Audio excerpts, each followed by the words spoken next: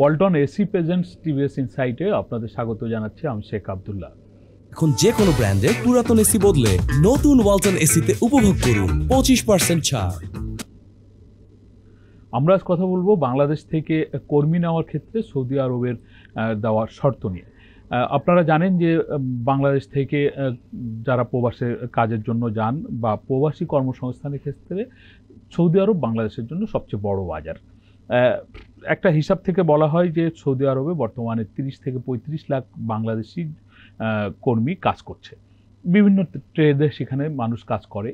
তার মধ্যে বড় অংশই কাজ করে হচ্ছে বলা যেতে পারে পরিচ্ছন্ন কর্মী অথবা পণ্য বোঝাই করা অথবা পণ্য খালাস করার মতো কাজে। এই দুটো ক্যাটাগরিতে হঠাৎ করেই সৌদি আরব থেকে শর্ত আরোপ করে দেওয়া হচ্ছে যে বাংলাদেশ থেকে এই ধরনের কর্মী তারা নেবে ঠিকই, কিন্তু নেওয়ার আগে তারা একটা সার্টিফিকেট চায় যে ওই ব্যক্তি এই ধরনের কাজ করার জন্য উপযুক্ত বা তার এই ধরনের কাজের প্রশিক্ষণ রয়েছে। এর আগে থেকে সৌদি আরব অবশ্য অন্য কয়েকটি ক্যাটাগরিতে তারা এই ধরনের সার্টিফিকেট নিয়ে থাকে, কিন্তু এই ক্ষেত্রে হঠাৎ করেই তারা সার্টিফিকেট চাচ্ছে। এই ধরনের একটা সাধারণ কাজের ক্ষেত্রে সার্টিফিকেট নেওয়ার শর্ত আরোপ করার ক্ষেত্রে বাংলাদেশের কর্মী সৌদি আরবে রপ্তানিতে নানান ধরনের ঝুঁকি তৈরি হয়েছে অথবা গতি কিছুটা কমে গেছে। কেন গতি কমে গেল বা এই সার্টিফিকেটগুলো কোত্থেকে পাওয়া যাবে, এই সার্টিফিকেট নেওয়ার প্রয়োজনীয়তা কেন সৃষ্টি হলো, এই নিয়ে টিভিএসে বিশেষ প্রতিবেদন প্রকাশিত হয়েছে। প্রতিবেদনটি করেছেন টিভিএসের সিনিয়র রিপোর্টার কামরান সিদ্দিকী। আমরা তার কাছ থেকে শুনবো বিস্তারিত যে এখন আমাদের দেশ থেকে যারা সৌদি আরবে যেতে চান এই ধরনের ক্যাটাগরিতে তাদের কি করণীয় রয়েছে বা সৌদি সরকার বাংলাদেশ সরকার এই নিয়ে কি কাজ করছে। কামরান, আপনাকে স্বাগত জানাচ্ছি। আপনি যে স্টোরি আপনার বলছেন যে বাংলাদেশ থেকে সৌদি আরবে যদি কেউ পরিচ্ছন্ন কর্মী হিসাবে যেতে চায় অথবা কেউ যদি লোডিং বা আনলোডিংয়ের কাজে যেতে চায় তাহলে তাকেও বাংলাদেশ থেকে এখন সার্টিফিকেট নিয়ে যেতে হবে।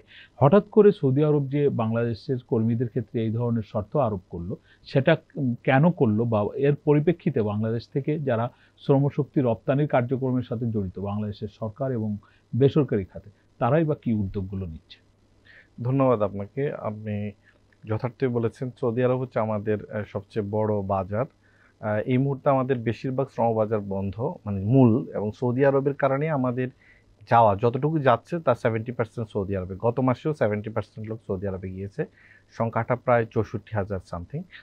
তো আমরা এই 2023 সালে আমাদের সাথে সৌদি আরবের একটা সমঝোতা স্মারক হয়, MOU, যার ভিত্তিতে হচ্ছে তারা তাদের সমঝোতা অনুযায়ী এখন থেকে সৌদিতে আমরা ধারাবাহিকভাবে বিভিন্ন ট্রেডে যদি আমাদের লোক যেতে হয় সেখানে স্কিল সার্টিফিকেশন নিতে হবে।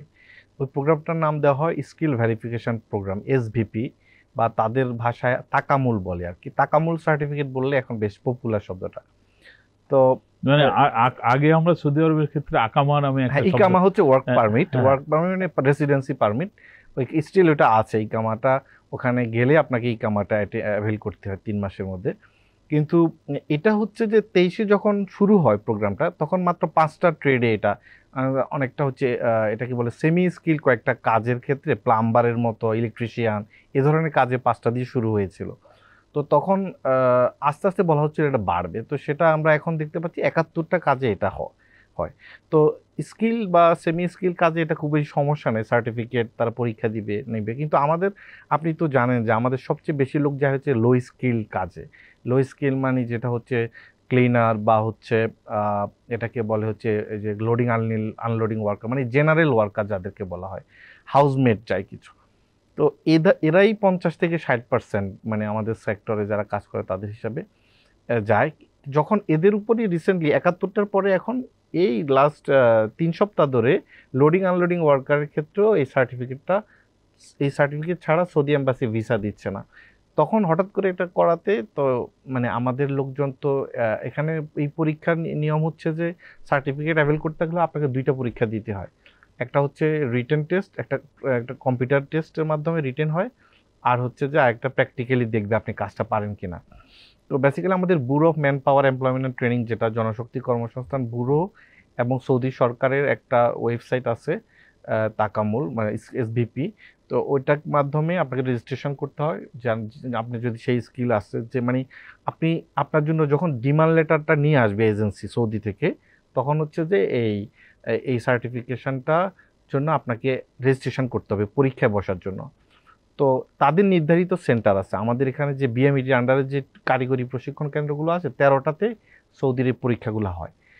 তো সেন্টারে আপনি রেজিস্ট্রেশন হওয়ার পরে সিস্টেমের মধ্যে আবার $50 করে কিন্তু দিতে হয়। শুরুতে বলা হয়েছিল এই টাকাটা দিতে হবে না, মানে কর্মীকে দিতে হবে না, কিন্তু এই সিস্টেমের জন্য আপনি যদি ঢুকতে হন আপনাকে $50 দিয়ে, এটা অ্যারাউন্ড প্রায় 5,000-7,000 টাকা ধরা যায়, যে আমাদের কিন্তু অভিবাসন খরচও বেড়ে গেছে এর মধ্যে দিয়ে।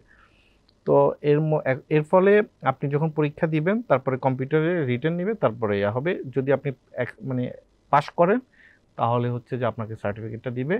ইতিমধ্যে এই পর্যন্ত প্রায় 21,000 লোক, এই যে আমরা জানি সার্টিফিকেট পেয়েছে। 27,000 পরীক্ষা দিয়েছিল, 21,000। এই দুই ক্যাটাগরিতে না, এগুলো হচ্ছে এতদিন এই দুই ক্যাটাগরিতে আগে ছিলই না, কারণ বেশিরভাগ লোক যাচ্ছে এই দুই ক্যাটাগরিতে, বাট এই দুই ক্যাটাগরি এতদিন ইনক্লুড হয় নাই। এখন প্রবলেম যেটা হয়েছে, কম্পিউটার টেস্টে আমাদের মানে যারা বিএমইটির কনসার্ন যেটা, বা আমাদের যারা লোক পাঠায় তাদের উদ্বেগটা হচ্ছে যে আমাদের সৌদিতে কিন্তু আমরা চাইলে যে কাউকে এখন পাঠাতে পারি। একটা সাধারণ লোক সে যদি মনে করে আমি আর কোথাও না গেলে উনি সৌদিতে যেতে পারেন, শুধু খরচটা দিলেই উনি যেতে পারেন। কারণ এখানে কোনো ভাষাগত না হলেও চলে, বা একটা মিনিমাম স্যালারি আপনি জানেন আমাদের বেশি না, 25,000 থেকে 30,000 টাকা হচ্ছে যে আমাদের যারা লো স্কিল কাজে যায়। তো এখন সেই সুযোগটা বন্ধ, কারণ কম্পিউটারে তো সবাই পরীক্ষা দিতে পারবে না, সেই যোগ্যতাটা সবার নাই।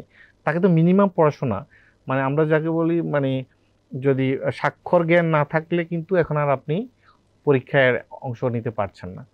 এই কারণে তো এই দুইটার ক্ষেত্রে লোডিং আনলোডিংটা তারা করেছে। পরে আমাদের মন্ত্রণালয়, আমাদের উপদেষ্টা একটা চিঠি পাঠাইছে সৌদি অথরিটিকে, যাতে আপাতত এটা বন্ধ রাখা হয়। তো আমাদেরকে আপাতত 2 সপ্তাহ, এই মাসের 21 তারিখ পর্যন্ত আমাদেরকে রিলিফ দেওয়া হয়েছে লোডিং আনলোডিংয়ের ক্ষেত্রে। এরপরে আবার মানে বলা হয় না যে কী করবে। আবার ক্লিনারের ক্ষেত্রে কয়েক মাস, হয়তো 3-4 মাস আবার সুযোগ দিতে পারে, আপনি 3-4 মাস সার্টিফিকেট ছাড়াও যেতে পারবেন। মানে এই দুইটা এখনো ফুল প্লেস ইমপ্লিমেন্টেশনে আসে নাই, শুরু করছে, কিন্তু আমাদের তরফ থেকে যখন উদ্বেগ জানানো শুরু হয়েছে তখন হচ্ছে যে তারা মানে আপাতত স্থগিত করেছে, বাট এটা শুরু হবে। কামরান, আপনি যেটা বললেন যে বাংলাদেশ থেকে সৌদি আরবে যত সংখ্যক কর্মী যায় তার অর্ধেক যায় এই দুটো ক্যাটাগরিতে। আপনি বলছিলেন যে সৌদি দূতাবাসের কাছে এই মুহূর্তে প্রায় 60 থেকে 80 হাজার ভিসার আবেদন অপেক্ষমান আছে। মানে এই যে বিপুল সংখ্যক লোক, এই যে 13টি কেন্দ্র যাদের কাছ থেকে সার্টিফিকেট পাবে, মানে এই 13টি কেন্দ্র কি আসলে যথেষ্ট বলে মনে করেন? না, এটা এখানে কি মানুষের একটা মানে আচ্ছা, হ্যাঁ, আমাদের বিএমইটির ক্যাপাসিটি, আমাদের তো 110টা টিটিসি আছে, টেকনিক্যাল ট্রেনিং সেন্টার। তো এগুলাতে আস্তে আস্তে তারা তাদের মানে ক্যাপাসিটি বাড়ানোর চেষ্টা করছে। যেমন আমি লেটেস্ট আমরা যেটা জানতে পেরেছি যে প্রতিদিন যাতে এই দুইটা ক্যাটাগরিতে 40,000 লোককে যাতে টেস্ট নেওয়া যায়, 35,000 লোড আনলোড আর 5,000 হচ্ছে ক্লিনার, আরও অন্যান্য তো থাকবেই। সৌদি আরবের এসবিপি প্রোগ্রাম চালানোর জন্য এই দুইটা প্রোগ্রামে স্পেশালি 40,000-এর ক্যাপাসিটির জন্য তারা চেষ্টা করছে। এখনও আছে, কিন্তু এখনও তো এটা ইমপ্লিমেন্ট হয় না ফুল প্লেস, যেহেতু হঠাৎ করে দিয়েছে। তারা এখন ক্যাপাসিটি বিল্ড আপের কাজগুলোই হয়তো এর মধ্যে করবে, যে 2-3 মাস হাতে সময় পায়, এখন এটা তারা চালিয়ে যাবে আর কি। আপনি এই প্রসঙ্গেই বলছিলেন যে আমাদের জনশক্তি যারা দেশের বাইরে যাচ্ছে তাদের যাওয়ার খরচটাও এই প্রেক্ষিতে বেড়ে গেছে। আমরা দেখি যে সরকার রেমিটেন্স হচ্ছে আহরণের জন্য নানান ধরনের প্রণোদনা দিচ্ছে, বা রেমিটেন্স যাতে প্রবাসীরা ব্যাংকিং চ্যানেলে পাঠায় সেজন্য সরকার উৎসাহিত করার চেষ্টাও করছে। দেশে বেকারত্বের হারও কিন্তু বাড়ছে। এই যে একটা খরচ বাড়তি চাপ তৈরি হলো 7,000 টাকার মতো আপনি বলছেন, এইখানে কি সরকার কোনো কিছু বিবেচনা করার সুযোগ আছে আপনার মনে হয়? অবশ্যই বিবেচনা করার সুযোগ আছে, কারণ আমাদের যিনি ইমিডিয়েট পাস্ট সৌদি অ্যাম্বাসেডর যিনি ছিলেন ঢাকায়, ইসা ইউসুফ আর দোহাইলান, উনি বলেছিলেন যখন 2023 উনি দায়িত্বে ছিলেন, বলছে যে এর সাথে টাকার কোনো সম্পর্ক নাই এবং এটা কর্মীদের কোনো খরচ লাগবে না। কিন্তু আমরা ঠিকই দেখতে পাচ্ছি এখন জিনিসটা আলটিমেটলি কর্মীদেরকে দিতে হবে। তো এবং ইন্টারেস্টিং হচ্ছে, অনেকদিন ধরে আমরা বলতেছি যে আমাদের লোকরা যদি সার্টিফিকেট নিয়ে যায় তাহলে তাদের দক্ষতাটার স্বীকৃতি পাবে, তাহলে তাদের স্যালারি বাড়বে। কিন্তু আমরা দেখতে পাচ্ছি ইতিমধ্যে কোনো এই যে প্রোগ্রাম শুরু হওয়ার পর থেকে স্যালারি কিন্তু বাড়ে নাই, এবং এই যে ক্লিনারদের যে বেতন বাড়বে এরকম কোনো কথা শোনা যাচ্ছে না। তো যদি আপনি এখন তারা হয়তো 600 রিয়াল পায়, তাই সেটা যদি 1200 রিয়াল হয়ে যেত তাহলে একটা কথা ছিল।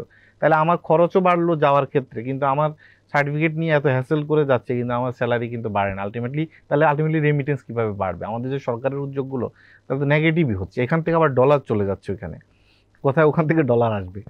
তাহলে এটা তো মানে এখানে এখন কথা হচ্ছে যে আমাদের হয়তো সরকারের নেগোশিয়েট করার একটা সুযোগ তৈরি হয়েছে সরকারের জন্য, যে আমরা তো সার্টিফিকেট দিয়েই পাঠাচ্ছি, তাইলে এটা আমাদের সরকারের দায়িত্ব, আমাদের মন্ত্রণালয় বা দূতাবাসের দায়িত্ব হচ্ছে সৌদি অথরিটির সঙ্গে এক ধরনের নেগোসিয়েশনে যাওয়া, যে আমরা তো এখন অন্যদের মতোই পাঠাচ্ছি, তাহলে আমাদেরকে তোমরা বেটার ফ্যাসিলিটি দাও, বেটার সুযোগ দাও। আপনার কাছে শেষ কোশ্চেন, যেহেতু জনশক্তি রপ্তানি নিয়ে কথা হচ্ছে, সামগ্রিকভাবে এখন জনশক্তি রপ্তানির পরিস্থিতি কি? এখন আসলে এটা আমি এই সরকারের দোষ দিতে চাই না, এটা গত সরকারের সময় থেকেই আপনি জানেন যে মেজর শ্রমবাজারগুলো বন্ধ হওয়া শুরু হয়, বিশেষ করে ভিসা জালিয়াতি, এই যে বাণিজ্য, এগুলোর কারণে অভিবাসন খাতে দুর্বৃত্তায়ন, সেই ধারাবাহিকতা কিন্তু এখনও কন্টিনিউ আছে। আমরা আশা করেছিলাম এই সরকার হয়তো এই খাতকে মুক্ত করতে পারবে, কিন্তু আমরা সেই চক্রের মধ্যেই আছি, সিন্ডিকেটের কথা শুনতে পাচ্ছি, বা সেই শ্রমবাজারগুলো এখনও খুলতে পারে নাই। মিডল ইস্টের ইউএই, ওমান, তারপরে হচ্ছে বাহরাইন, মালয়েশিয়া স্টিল বন্ধ। তো এখন কোনো সৌদি যদি কোনো কারণে, উদ্বেগটা এখানে যে সৌদি যে এখন কমে যাচ্ছে লোক যাওয়া, বা এটা যদি স্ট্রিক্টলি ইমপ্লিমেন্ট হয়, তাহলে কিন্তু আমাদের জন্য খুবই সামনে দুঃসময় অপেক্ষা করছে। ধন্যবাদ কামরান আপনাকে। আমরা এতক্ষণ ধরে শুনছিলাম Walton AC presence TVS insight. আমাদের আলোচনা আপনাদের ভালো লাগলে আপনারা শেয়ার করবেন, লাইক করবেন। সকলকে ধন্যবাদ।